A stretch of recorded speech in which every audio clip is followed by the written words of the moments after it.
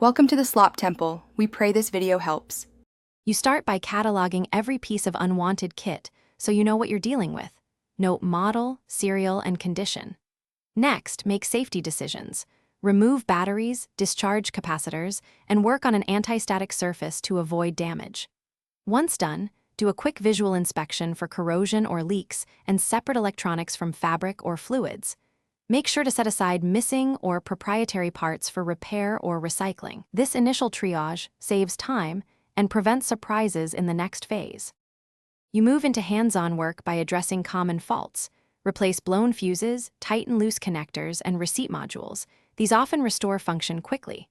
Once hardware is stable, clean contacts with 90% plus isopropyl alcohol and gently remove debris from vents and fans. Use compressed air in bursts.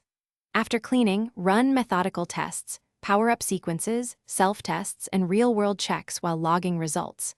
If a component fails, isolate it and decide whether to repair, source a replacement, or mark for parts. You finalize the process by securing any data, perform a factory reset or full wipe and verify no personal information remains. Document the wipe for your records. Next, prepare items for transfer. Pack with adequate padding, include condition notes, and label cables and accessories so recipients know what they're getting. If selling, take clear photos. If donating, include a short maintenance log.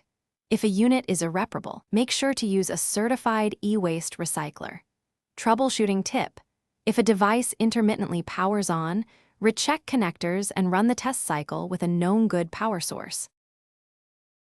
Thanks for watching. Consider subscribing if we helped you.